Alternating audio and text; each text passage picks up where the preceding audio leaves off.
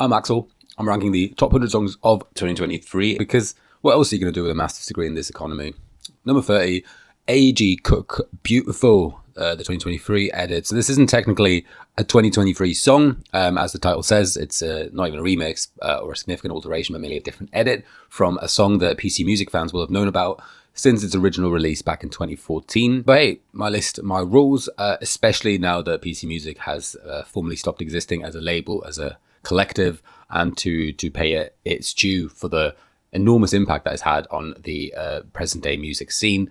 And on top of that, I think this new edit of that song also just hits a little bit harder than the original Beautiful, making an already fantastic dance floor anthem even better. Number 29, Snow Strippers, Under Your Spell. Because the way that this New York dance floor duo has resuscitated the sounds of electro clash and witch house for a new generation is something I've firstly found extremely entertaining to follow. And while they may somewhat have lost steam since 2022, 2023, when they were releasing several quality mixtapes a year, there is, in their best cuts, like Under Your Spell, a certain gravitas almost, a certain kind of intensity of dance floor optimism that has marked the post-pandemic culture. And this is just one of their great songs from this calendar year. You can also check out Just Your Doll and Fake Smile for a couple more fantastic Snow Strippers songs. You know, it's a good thing that George Clanton wasn't born like Benjamin Button to age backwards, because otherwise, you know, you wouldn't have been able to write this song yet about being young. Youngness as a concept, he gets it. And what he also gets is how to immaculately recreate, but also modernize the 90s baggy psychedelic sound of the Stone Roses, of Primal Scream, of Happy Mondays. I can just imagine if you're a young person living through that time in the UK, and if you've benefited from a decent dose of psychedelics, you would absolutely and rightly recognize that as the sound of the future, a sound of optimism and transcendence. George Clanton, he knows a thing or two about transcendence. At number 27, I've gone for Dracula Flow Part 4 by Plummcorp Records, which is essentially like a, 10-minute long spoken word diss track against nobody in particular, just sort of like a braggadocio boast, as performed by a little-known Floridian actor called John Davis Walker. So I get that including this might be a bit of a stretch to some. I mean, it's definitely more comedy performed into a mic rather than a song as such. But I'm a huge fan of this Joji adjacent YouTube series of an elderly Floridian actor pretending to be a gangster rapper whose absurd boasts become increasingly absurdist because of the specificity of them, and partly also because you're never quite sure to what extent the actor John Davis Walker is, you know, in on the joke, and to what extent he's just reading off a script, things that he doesn't quite understand perhaps. But I think in the lyrics here, and even though there's no beat, this is just spoken word, I think it's definitely in a hip-hop tradition, as you know, the writing deliberately mimics the braggadocio lyrical style that is characteristic of gangster rap.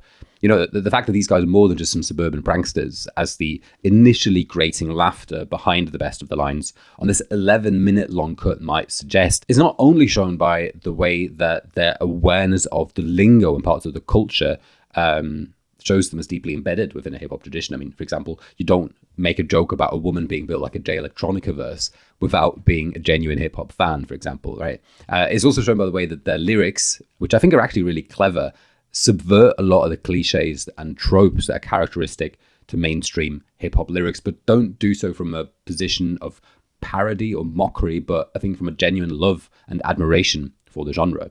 Like, I'm convinced that the writers of these bars and jokes have a sincere admiration for people like Ghostface Killah or, you know, the Griselda Boys, among others, whose style this kind of reminds me of. But at the same time, a lot of gangster rap, of course, has embedded in it misogyny, which I think you can at times rationalize or even choose not to read as such, but rather as a kind of play acting of adopting a certain kind of language as a performative act. But at times it is undeniably real. And I think where you draw the line between those two interpretations can be subjective and can vary. But I think it's important to acknowledge that first interpretation of it as performative play acting, and even if that's not applicable to all circumstances, I think the misogynistic bars on Dracula Flow 4 are a good example of this, because I would argue that they can't even really be considered misogynistic at all, but more an artistic attempt to push the misogyny that is present in the rap vernacular to a point of absurdism that stops it being misogyny altogether. I mean, Take as an example, to quote, I let her hit the Zaza just to buy her a bit more time, but all she wanted to do was fuck my brains out, then euthanize herself. Or most people have dick and balls, go outside and get a bag. Inspirational. If you're unfamiliar with it and you've listened to me talking about it this way, then you might still be rolling your eyes at the prospect of this. And I understand that. I mean, there's a collegiate silliness to it that I totally get won't appeal to everyone. But if you want to make the effort and check out this 11-minute song, which I think you should, because I think there's a beauty in the sheer lunacy of these bars. And, light up a spliff if that's what you do. Get Rap Genius up, because I think this is important. Again, this attests to the way that the creators are embedded in hip hop culture, deliberately playing with slang to the nth degree. And it's more fun if you get all the references in it. And then just entrust yourself to Plummcorp Records for the duration of this song. And, it's part of a series, and the next one's even longer than this, so you can keep going if you want. But for one last attempt to convince you, allow me to read out a few more of the most beautiful lines in this song. How about, I can't wait to curb stomp you in these dumb, ugly-ass Rick Owens shoes. Or how about the borderline haiku of huffing spores to see tomorrow's stock market, lungs looking crazy. Or, my Audemars Piguet worth the GDP of Yemen. If this watch breaks, the foreign exchange market will take a 28% hit. People will die. I can't replicate the delivery as well as Mr. Walker does on this, but for one last one, what the fuck is Obamacare? Hey, Obama, I don't care about shit.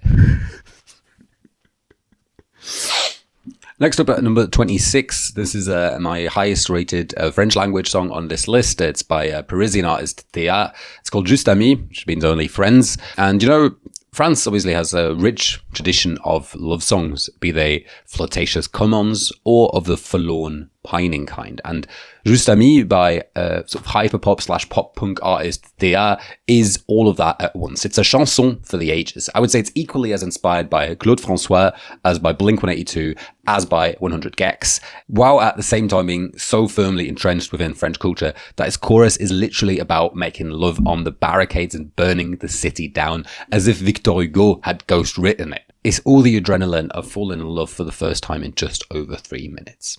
My 25th best song of the year 2023 is Blind Spot by Manchester post-rock band Maruja, which, if civilization will have descended into chaos and, the collapse of all state structures by the end of the decade already, as is certainly within the realm of the possible, at least Maruja will have given us a soundtrack that we can return to accompany it. So my view that Jane Remover is the most important artist working in music right now is one that would only fully crystallize with her 2024 single releases. But I think it was already pretty clear by the time that her album Census Designated came out in 2023 that this is a major, groundbreaking new artist we are dealing with here. I mean, the way that Jane on this whole album reimagined hyperpop, shoegaze, and fifth wave emo, it shows that she's operating on levels of ambition much, much higher than those of any of her contemporaries. And it's already like the third reinvention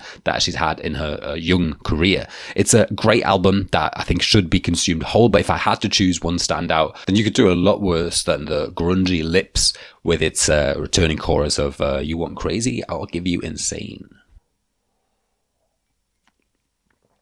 Now, I didn't set myself a lot of rules when compiling this list, but one was that I would limit myself to one song per artist, so as to have, an opportunity to include as wide an array as possible of different musicians. And also because, there's some brilliant albums from this year where, you could conceivably feature more than 5 songs off it. The only exception I gave myself to that was if someone was the featured guest on someone else's song, or if, as is the case with Jane Remover, they have such drastically different personas performing also under different names that, you almost have to consider them as separate discographies. And that's what brings us to Leroy with a front door entry only, Until I Can't Feel a Thing. This is, of course, still Jane Remover. It's not even her only side project, by the way. There's also the more sort of indie shoegaze venturing project. But with Leroy, well, how do I start this? Now, there's plenty of sections on the internet, subreddits, TikTok communities, where there'll be a very dedicated fandom to one very specific thing or one very specific artist. And because social media allows for this kind of fandom to spread much more quickly and at a larger scale than before, you've got, this omnipresence of GOAT or album of the year signifiers, making those terms almost meaningless.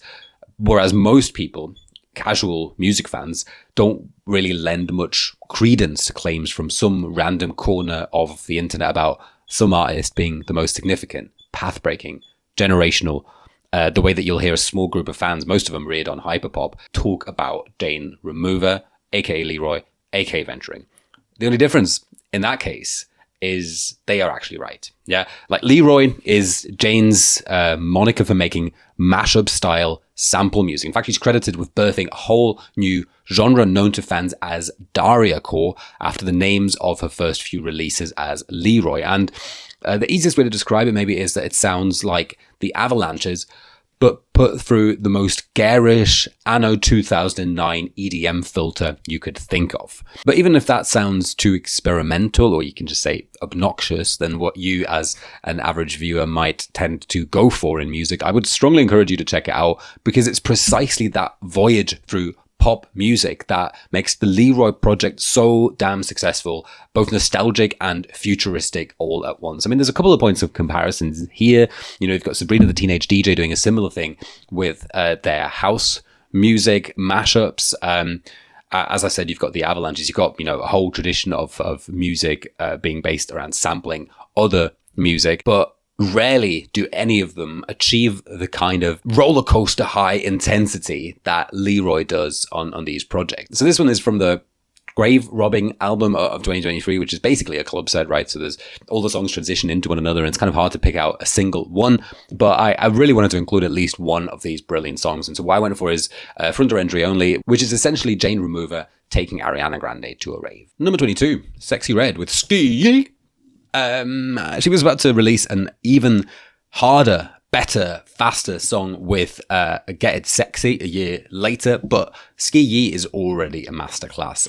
It's an instant new hood classic with the undeniable catchiness of something like Black Beatles, Gucci Mane's Lemonade, or Trap Queen. Like, are we forgetting the fact that this is a genuinely popular crossover hip-hop hit with like a really arrhythmic crunk beat? Sexyy Red is doing something really, really interesting on this, and I think her music in general is a great litmus test for identifying how much listeners are actually aware of the history of hip-hop and of trends in hip-hop today. And to finish up today's batch of songs, I mean, I couldn't really put this one anywhere else on the list. It's 21 Savage with Redrum. And, 21, I think, is absolutely one of the hardest rappers in the game right now. And his stuff, his shtick can at times maybe grow a little bit repetitive, but when he's locked in, there are few that can do it like he does right now. And Redrum is one of his best songs yet, I think. The way that he uses this almost like hymnal, choir-like beat to make one of the filthiest rap songs of the year is just a work of genius, and you should absolutely check it out if you're unfamiliar with it. And you should check out all the other songs I talked about as well. They're all in the description down below. I've got 20 more songs to come, and that's all for today. Short video, short and concise, short and sweet. Thanks for watching. Bye-bye.